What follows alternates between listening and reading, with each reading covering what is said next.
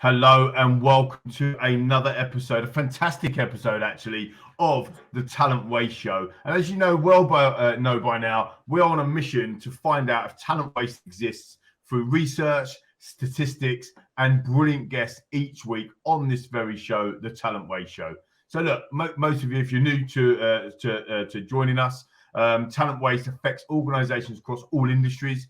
It occurs when an employee leaves an organization prematurely due to that business not being able to retain them. And there's lots of statistics that back that situation up. The Office of National Statistics states that between 30 and 45% of employees leave organizations within the first year, which is quite staggering actually when we start to look into this issue.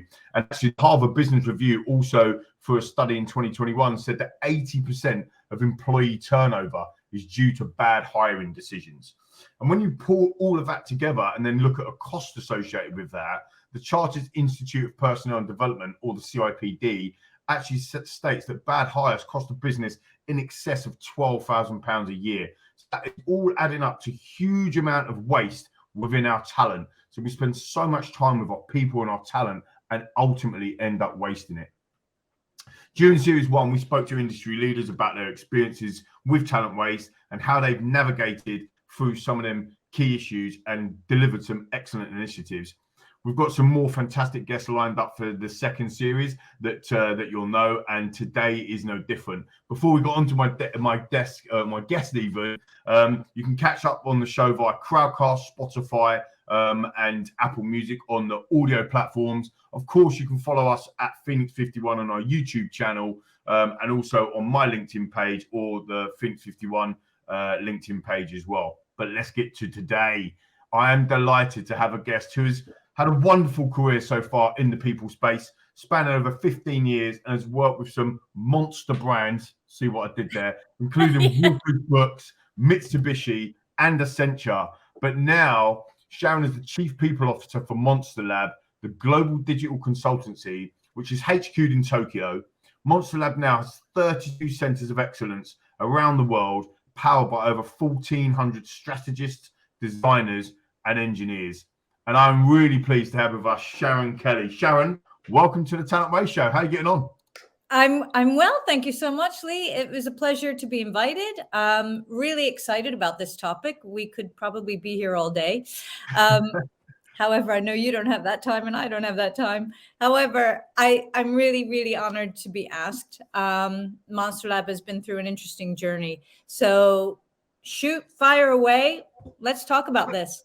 Yeah, well, let's start there actually, Sharon. That's a really good point. So talk to us a little bit about Monstarlab, because some of our viewers and listeners won't know who Monstarlab are. And actually, when we first met, I was astonished actually of how big you guys actually are and what you guys are actually doing. So tell us a little bit about Monstarlab, and then if you can, fill us in a little bit about that journey, specifically around that people journey that you've embarked on within Monstarlab. Thank you. Yeah, really happy to do this because I think it's a really interesting, it could be in future a very interesting case study on how a Japanese company headquartered in Tokyo was able to go international. I won't say global, I'll say international. And there are reasons for that we'll get into later. However, at the end of the day, Monstarlab was started by the CEO over 15 years ago as a music software business. Okay. So after the business was starting to falter, he had to pivot. Hiroki Inagawa had to pivot and change the business model, and thereby went into mobile app development, website, switched over to the software development space, and then acquired companies outside of Japan. Interesting. He started to acquire companies in Europe and in America. And as he likes to say, he took over 180, I think, flights in the first year to visit 180 different, startups. So not sure exactly how long that selection process was with each company. However, part of what was on his mind was cultural fit, but also the financial health of that company. Yeah. On the journey, I guess in the last 6-7 years specifically, the company has pivoted towards not just a mobile app company, however, but getting more into the strategic and digital transformation space. Now, that has really started to blossom in the last, I'd say, 2 years, especially. That's a lot of change. Huge. To put your people through, especially from an intercultural perspective, an up model perspective, right? A business offering perspective, and also from another people lens. How does that change going from a mobile app to a strategic digital transformation consultancy? How does that affect my own career? And to be very honest with you, I'm not sure we got that change management bit quite right. So, and I'm being very transparent, very honest. There's no point in not being honest, because we don't learn when we're not able to reflect on our own change management hiccups and or where we maybe didn't communicate as effectively as we could have. So just to interact with you there. Sorry, Sharon, just to interact with you there. So on some of that change management, was that to do with bringing acquisitions into the business? So i.e. lots of different people, lots of different, not only lots of different people, but lots of different culture environments. I'm so happy. The C word. It's the C word. The nice one. I mean, because the nice one. Yeah, because culturally, and again, I don't want to just pigeonhole, but we've just seen in the World Cup, it's just been going on, obviously, in Qatar. Trust me to bring football into everything, but actually, you see the Japanese team, the way they are cleaning the changing rooms after they've left, cleaning the stands. The Japanese fans were cleaning the stands. Like, it is very much embedded into the Japanese culture, certain key things and certain key values. And I think that's quite interesting, because actually a Japanese organization going international and then bringing in maybe more Western cultures, has that been quite a challenge for not only for yourself and the CEO and Monstarlab, but actually for the people working in the business? For Liam, so I'm thrilled that you have brought this up, because it's a huge issue. And I think boards and CEOs and other leaders in organizations that go on this intercultural journey, as I would term it, they don't do well to ignore it. Yeah. It's, when we ignore culture, get ready for some of the big shocks of your life. Unconsciously, all of us are judgmental. For sure. Show me a person who has never been judgmental. However, it's the learning, it's the being self-aware, it's having the conversations, and sometimes they're difficult conversations about intercultural conflict. This is a very difficult issue for many people to address, and to address it honestly. Now, the Japanese culture, as you quite rightly say, has amazing and wonderful behaviors wrapped up into what it means to be Japanese. And also, I lived in Japan over 25 years ago. I first went 30 years ago. And so I'm versed in Japanese culture, mores, and norms. However, when you're trying to bring people together in an intercultural environment, what is key is to have the leadership land on what that new culture will be. Yeah. So you don't impose, for example, a Japanese culture outside of Japan, or have expectations that people will automatically get it and become somehow Japanese. It's very naive, and it's very unfair, really. And one could say that what would be the clever thing to do when you're trying to go global? And there's a difference between being international and being global. Yeah.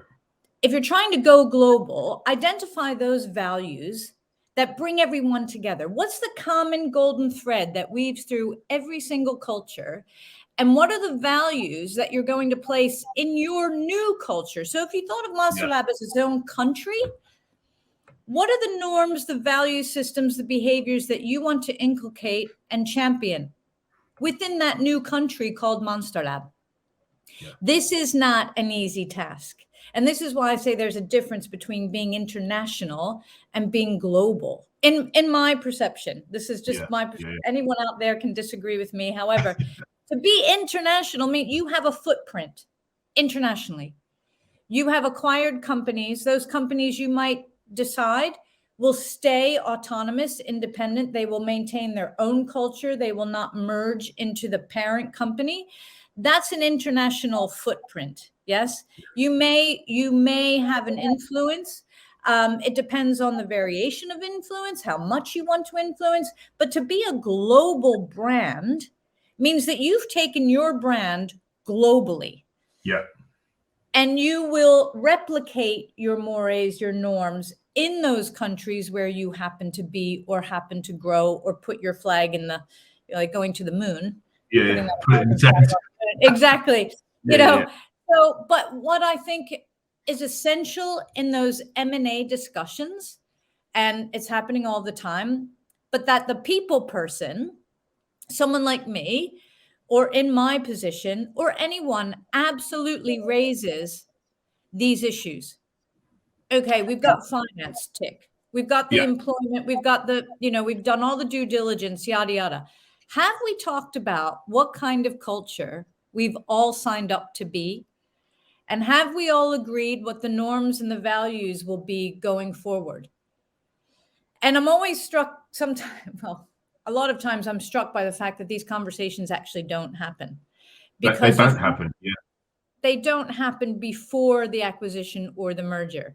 And I think statistically, 74% of mergers and acquisitions fail because of cultural clashes. So, we do ignore culture at our peril. What? That is unbelievable. Yeah. And so, oh my gosh, Japan, I'm in love with Japan. That is an unbelievable stat. Yeah. It's pretty unbelievable. But, my experience in Japan, I wish everyone could experience Japan the way that I did. I lived in a very small rural city. I was the only foreigner working in the city, actually employed by the city, of 32,000 people. So I was definitely the odd one out. However, I cherish that experience because it challenged me on many levels, and it challenged my understanding of the world. You can imagine an American, very individualistic society. Culturally, we're raised to, you can do anything, you can be anything. I'm not quite sure that that's true, but you then go to a country that is more consensus driven, more group orientated. That's a whole different level of understanding how to be and how to be human in the world. So when we get back to talent and putting in and having a global company that wants to truly be global, I think what is really imperative is that the leadership align and agree on those value systems. Now, getting back to your topic of talent waste, as an example, people might have preconceptions when they join a company about what that culture is. Yeah. And many times it's the marketing department working with the CEO or the leadership team. This is what we want to be. Yeah, exactly. We're going to talk about yes. And be careful, because Monstarlab, for example, this is a real example. As we were growing and very young company, okay, we weren't always set up for success in terms of our people and their learning paths and their growth and development. Some of the investments made in learning and development, were just very, very minimal. Okay. And that's the reality with a lot of companies. We're battling, we're battling costs, we're battling profit, you have to be mindful of the spend. However, be honest about the journey that your organization is on. Because when you're hiring very clever people and you set out to hire clever people, it doesn't take long for them to realize exactly at which stage of development your company actually is.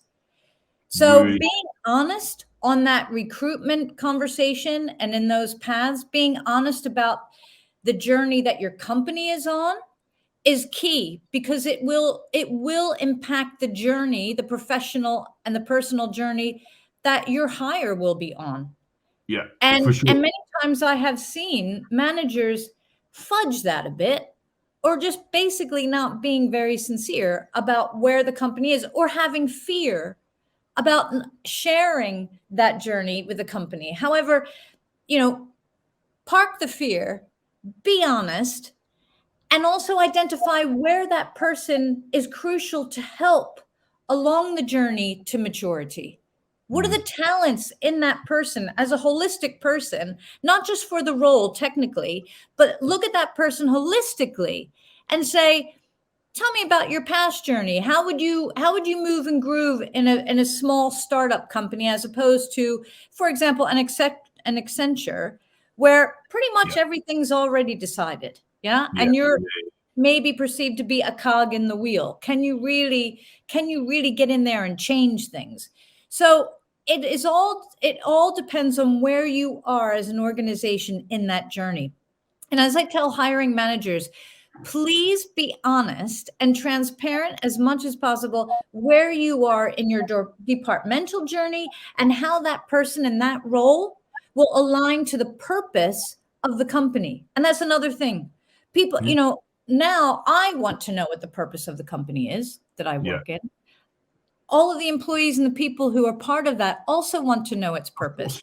course. I, It's incredibly important.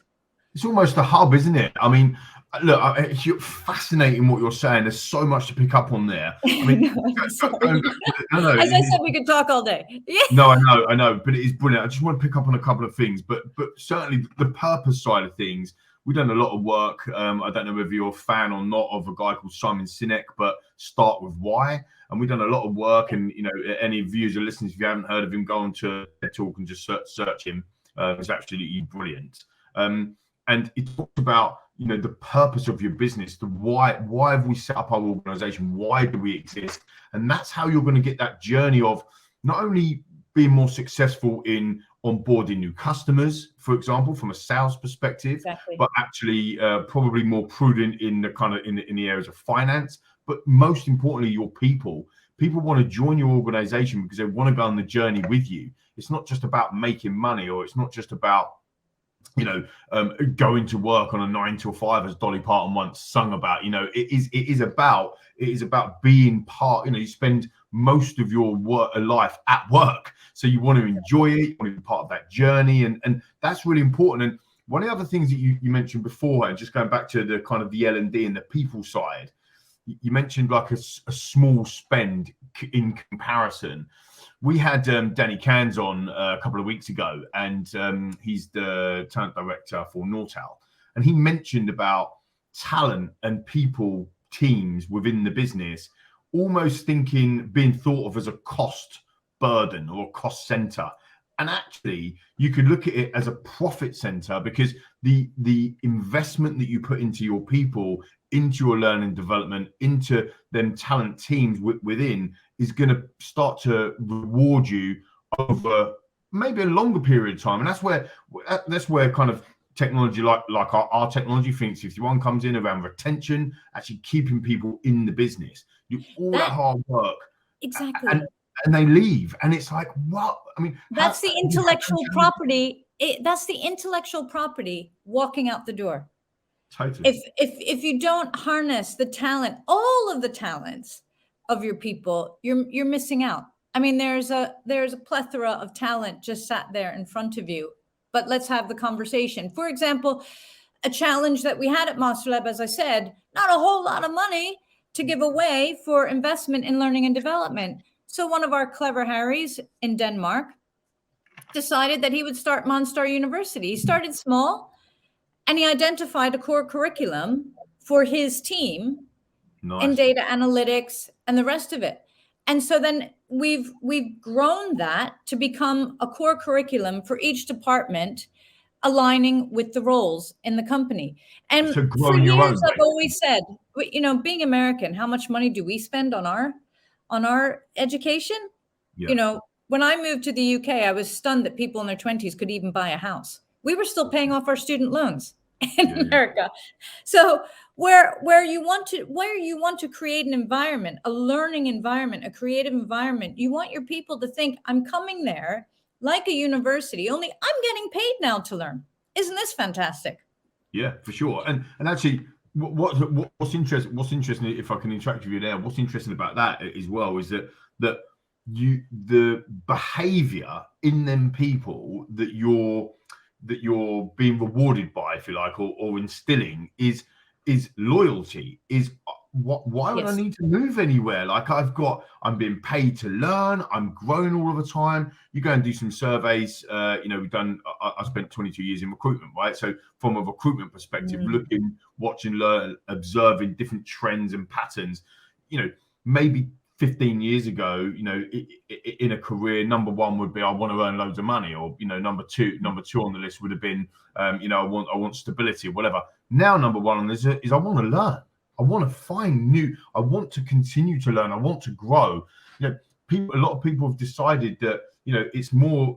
Sounds a bit cheesy, but it's more of a vocation than it is just about getting a job. There's still some hungry people out there for money, of course, but that becomes a byproduct if you become really good at what you're doing. So and this leads back. Right? Your point is, it leads back to that purpose. We all need an inherent purpose to get out of the bed in the morning. You want to jump out of the bed in the morning, and you want to remember what your purpose actually is. It's so easy to forget that when you get embroiled in the day-to-day and the business as usual and all of the, the finance, the cost. I mean, a lot of what you've just said is woven in, and it's true in Monstarlab. Parts of our business see investing in learning development as, well, why would we train people to have them just walk out the door and go get a better job? Again, and just it depends on how you treat those people. Like, are you absolutely leveraging all the talents that you're offering them, all of the learning and development? It's on us to leverage those new talents that people our responsibility. acquire. I completely agree. Our responsibility. As employers, it is our responsibility to build that out. That's really interesting. It goes back to the point I made right at the beginning of the show in the introduction about talent waste. So like CIPD states it costs over. So it's on average we're using the minimum term £12,000 for every hire that leaves in year one. In our last series, we had John Hull on, who at the time was the Global Resourcing Director for Nationwide Building Society. And he actually said to us that for every 1% of people that leave in year one, it costs the business £100,000, which is absolutely incredible. Since then, Sharon, we've built a calculator. You can go on to, anyone watching and listening can go onto the website and have a look, Phoenix51 website, have a look at the calculator. But we built a calculator that basically says, if you're hiring, I don't know, as an example, say you're hiring 200 people in that 1 year, and you only retain 70% of them during that one year. So in other words, you're losing 30% of them people. Staggeringly, that is £750,000 that's literally just come off the bottom line. So we're talking about, I don't want to invest in our people. Like it becomes a bit of a cost as an employer. I'm saying, well, I'm not quite sure I want to invest in our people. But if we don't invest in our people and we don't retain them, they actually lose us money. Like I say, so the numbers people, like in the businesses, will be sitting there thinking, well, hang on, I need to generate more revenue. I need to get better talent in. The war on talent is not just in the UK; it's around. The buzzwords. It's how global. do we get more people? How do we get more people? The reality is, if you spend more time and attention and probably some more money on retaining the ones you've got and developing the ones you've got, you're going to have a healthier bottom line. You're going to have a healthier culture and core values with people driven towards your purpose, and ultimately you're going to have a better business off the back of it. And that's the bit that I'm staggered as organizations, people like yourself that I talk to, and we're still seeing that rinse and repeat pattern. Hire somebody, hire 200 people, lose 30 of them. Okay, that's just what we lose. That costs you £750,000. That comes off the bottom line. We then have the conversation, how do we get more money in the business? hello, it's the talent waste bit that we should be fixing, right, Sharon? Yes, I totally agree. And it's that disconnect, people, when you're hiring clever people and they're talented, they want to be recognized for that. They want to be respected for that. So when the leadership isn't congruent in its message and its values and its systems, then, and that's a systemic cultural issue, right? I could talk all day about the cultural issues, but that disconnect is very apparent to your people. Just because they're not sat in the boardroom doesn't mean they don't feel when there's a disconnect 100%. or there's any kind of conflict. And that's why I say treat your people with the same respect that you would expect in terms of having a conversation. When you go silent and you try and bury the bad news, or you try and change the message, or people are clever. They want to hear the honest truth. And also, not just to be the victim of the honest truth, but how are you going to help them engage in the solution? If the corporate culture is that we have to be perfect, we're not allowed to shout out when we're not, we don't have a culture of safety, then what you're doing is you're cutting out a huge part of the talent in your own culture, because those people sitting there watching things, they have ideas on how to change things. Not just within their role, but within the organization. So that's where your surveys come in. That's where just having a conversation between a team member and a line manager is gold dust, to just share some of the issues and then help them understand that they're part of the solution. Yeah. That they can be part of the solution, and we want them to be part of the solution. What's interesting hearing you talk is it's not just about, like you've just said, about the boardroom and about the strategic leadership or the C-suite in the organization. Actually, what's really important is that filtering down and having the higher managers, the people that are bringing new people into the business, to really focus on that behaviors, the values, the purpose part, not just a sign on the wall to say, oh, actually, this is what our core values are, this is what we're about. It's authentically saying this is what we're about, and over a period of time, that will then start to naturally come out. And that's why we have to. Sometimes, we've been hiring managers, right? All of us hire people, viewers and listeners hire people. Sometimes it's quite easily to go granular, isn't it? And go, right, I need this individual. They're going to be really good for this particular job. But actually, what about their career? What about the wider aspect of the business? Do they fit into the values and cultures? It's massively important from a retention perspective, in my opinion, and my experiences, to get that culture bit right. I might be an amazing candidate for that one role for you, Sharon. But if I don't believe in Monstarlab's values and cultures, there's only one way that relationship's going, and that's me being fired or me leaving. That is just the reality. Yeah, and it's also are people seeing the nature of the business through the leadership as well, through actions. There are a lot of microaggressions that can happen that just build and build and build, and then the next thing you know, someone says, "Right, I've had enough." But there was never the dialogue. Yeah, there was never the communication. Yeah, to exactly. Say, have you created the safe space? And people talk about that a lot. I mean, it's really interesting. And maybe it's being American, we're a bit more direct. and now people are writing books about radical candor. I've been doing it and didn't even know what it was called. It's just, for me, it's honesty. It's like, I care enough to give you my honesty. If I am not invested in you or this situation or the organization, I don't need to be honest, do I? No, and that's apathy. And apathy is dangerous. And if managers aren't recognizing apathy in their teams, that's a slippery slope. So it's also being aware of that engagement piece. Are we really engaged? Are we really walking our talk? You hear people say it's a cliche, but it's so true. Am I prepared to tell my boss or my colleagues when they're not walking their talk? That's the 360 feedback piece, whatever you want to call it. It comes down to honesty. It's them hard conversations. Look, this is absolutely fascinating. You said at the beginning that we could go on all day, and I think we could, but we are going to take a break. right now. And when we come back after the break, we're going to get into a little bit more solution led from Sharon. Some of the key challenges she's overcome, but also as well some fun stuff around your best hires that you've made during your career. We're back after this. Phoenix51 is a powerful employee technology enabling organizations to make data-driven decisions at every stage of the employee journey, from hiring through benchmarking and development too. The platform provides detailed analytics on the most important asset in your business, your people, enabling organizations not only to make the correct hiring decisions, but also how to benchmark, train, and retain them. Phoenix51, powering your people decisions through every part of the employee journey.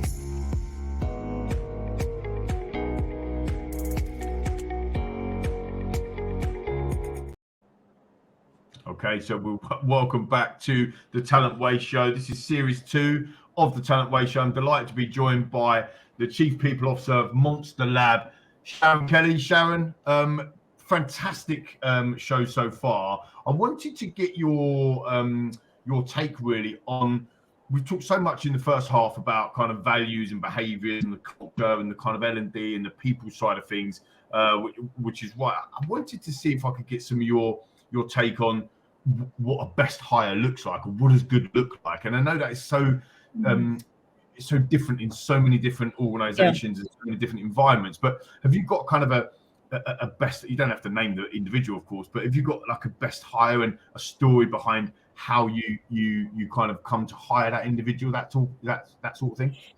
I think it's a really interesting question, because a lot of times, people hire people and they look great on the piece of paper and the CV, and then within a month you're thinking, oh dear, perhaps this isn't, oh dear. It's almost like Match.com, right? I mean, whatever you put forward is your best foot forward in an interview. We put out our best foot forward when we post the job spec or the job profile, but in the reality, it might not match up. So if you were to ask me, when I think about some of the best hires we've made, not just in Monstarlab, but in my career, I think it was back, and I'm going to harp on this, it was back to the honesty about where the organization was. Because like Match.com or people in your life, they probably weren't the best people for that time of your life. And that's how I think about hiring people, where we are in the organization. If someone isn't really ready or flexible or adaptable enough to go on a journey in a growing organization, then it's probably not great for them, and it's not going to be great for us. But the best hires are the ones that you've been honest about the journey you're on as an organization, and they've been honest and self-aware enough to know, could I thrive in that? I could survive, but could I thrive in that environment? Would I have something to offer, not just in my technical role, but in my overall who I am as a person?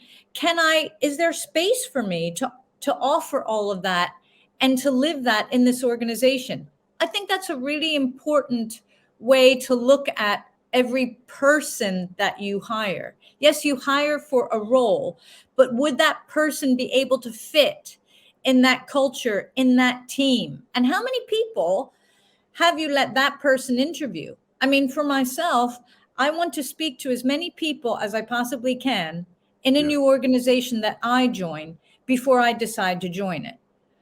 And a lot of it, I'm always fascinated by candidates who never ask to meet or speak with other people, not just people in their immediate team. It's a tell, isn't it? It is a tell. There's no doubt about it. It is a tell. It's kind of like, I mean, we can make some assumptions on that tell, but that tell would normally be, I just need a job. I'm not really worried about what your environment or your culture is like. I just need to take the job. So I'm not really questioning about your purpose or the business or the culture, because I don't really care, because I just need a job. And that's obviously a bad sign right at the beginning. So you can just get that tell, can't you? Just from somebody, got any questions for us? Oh, no, I haven't got any. Really? Okay, that's interesting. And people who don't write anything down, like they have no questions or they don't take any notes. Literally crazy. Like, I have to have a pen, and we're a data business. You're a data business, right? To a certain degree. Yeah. So we love data. Still got a pen. I still have to have a pen to jot things down, to get things in there. Obviously, the phone and the devices, whatever it is. But again, really important to make sure we're not talking, viewers and listeners, right? Sharon and I are not talking about interview prep for a candidate. We're talking about from an interviewee perspective, like from an employer perspective, what are the tells that you can see? Because that's what I was going to ask you, Sharon, is I completely agree with you. That just on a CV, you can't hire somebody. You put your best foot forward, even in an interview, CV in an interview process. How do you find the real person? Is it through different ways of hiring? Is it through 4 or 5 different interviews? Is it for assessment? Or what this is great. No, this is a great question, because I don't believe it's going to be through the interview. You don't really know who this person is until, as in personal relationships, until you live with them. Yeah. Yeah. When what people are what are you doing in a toilet seat? That doesn't come out on a date, does it? I mean, if anybody wants guarantees, I just feel like get into the real world. You're never going to be guaranteed that hire will be 100%, satisfactory. Why? Because it takes all of us to make it work. It's that dynamic of all of us working together, and you don't really understand what that person's strengths or challenges will be until they're in the role. That's why I harp on a lot to my own team and hiring managers about that probationary period. And maybe that's the wrong word for it. Maybe it should be the honeymoon phase. Is this really a good match? Are you really getting the best out of me? Can I bring my best self to this company? What can I do for the company? Is there space for me to grow here? Is there a career path? I think those things take time to really eke out. When you're in the organization, that's why that introductory period, whether it's a month or 3 months, I think most people know within weeks whether or not that person will be successful. Because you're thrown in, some people are thrown in the deep end and they love that. They can thrive there. It's a challenge. Their whole attitude, the positivity they bring to that helps them succeed. Other people, that might just scare the bejesus out of them. They might think, whoa, I'd rather be in a big organization that already has everything set up and then you just slot me in. And that's fine. It's not wrong or right. It's just, what is the fit? And I think that's really, really important. So when you say what was a good hire, or you've hired people that you think at first, I'm not quite sure, but once they're in the role and they have a different dynamic and a different relationship with everyone they're working with, some people will bring out something in you that no one else could.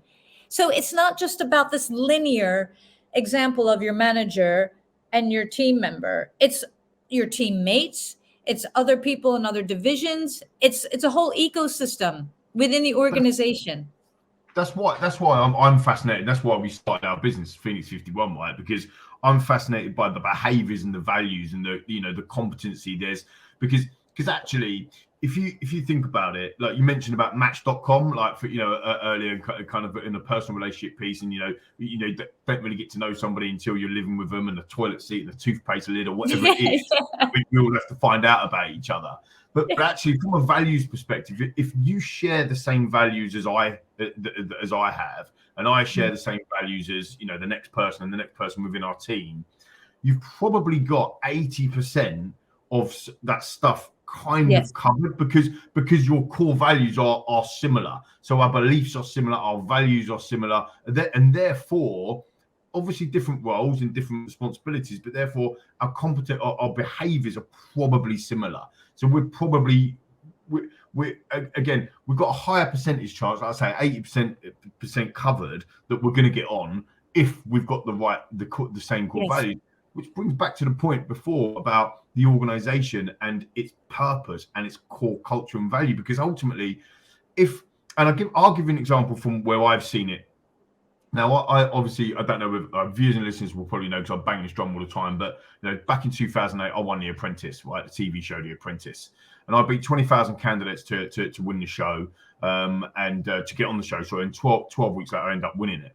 Now, the reason why that's important is because the only way that Lord Sugar and Karen and Nick and Margaret at the time or whatever could actually see whether or not I was going to be good enough to work for Lord Sugar is to watch, to see, to observe me in scenarios over that period of time, like a giant assessment center, right? So what we ended up doing when I set my first recruitment company up was to try and replicate what our clients were looking for. So if they were looking for a sales individual, let's replicate what that sales environment looks like. Let's get them in that team. Let's get them in that environment. You know, the gold standard, my business partner now at Phoenix51, Chris Wimshurst, business psychologist, will say, you know, a gold standard for assessment is kind of a role play, a group activity, a group task, you know, an interview. So you're getting different aspects, because you can't fake it, Sharon. Do you know where I'm coming from? Like that quick CV with a quick interview, and yet he or she looks good. You can fake that. You can't fake, you know, 4 or 5 different meetings or different scenarios. Totally understand. Do you know what I mean? So you're getting to know them people. Is that been a factor in your career in terms of getting the right people into the business? Oh, for sure. And it's all about that. When you said in the beginning, you know, where are we spending most of our time? With these people we work with. Totally. If we're not having fun, and it might sound a very simple thing, but if I'm not laughing more than I'm, you know, triggered, then I need to rearrange this, because at the end of the day, right? This is life. There are many things that are much more important in your world than just what your 9 to 5 is. However, can you bring your best self? Are you having a great time? Are you helping and supporting somebody else in your team along the journey with the purpose of the organization? But also, you're allowed to have fun. It's, you know, work isn't always so serious. You know, if it's always so serious, you know what? Why? And, you know, this is where culture comes in, because there are cultures that think that if you're laughing in a meeting, then you're not taking it seriously. Then then it's not a good thing. Yeah. Or then it's not a good thing. So you need to really, like, don't ignore this cultural bit as well, as I say. And the assumptions that people make are not always the correct assumptions. And the assumptions can dissuade you from absolutely promoting someone. If you've made assumptions about a person, then, you know, you need to check those assumptions. And that's why data comes into play. People's views and perceptions about what you're like to work with on a team, that's very important. You know, many times the metrics don't measure your collaborative nature. You know, more of the people say soft skills, but to me, they're human skills. They're people skills. They're massive. They're cultural skills. They are the behavior that drives your day-to-day performance. Like, it's not a performance review. It's not sitting down and saying, Sharon, how have you performed? You know, I don't think you've been doing this. This is about consistently talking, communicating, working with, and seeing Sharon thrive in that organization, or seeing them teams.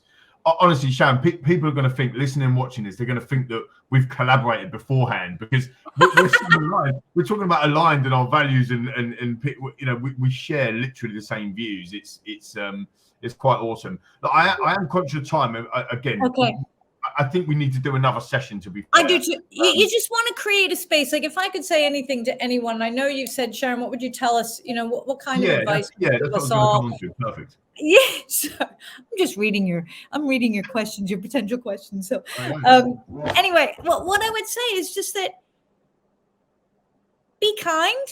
There's no reason ever really not to be kind, and treat people the way that you want to be treated.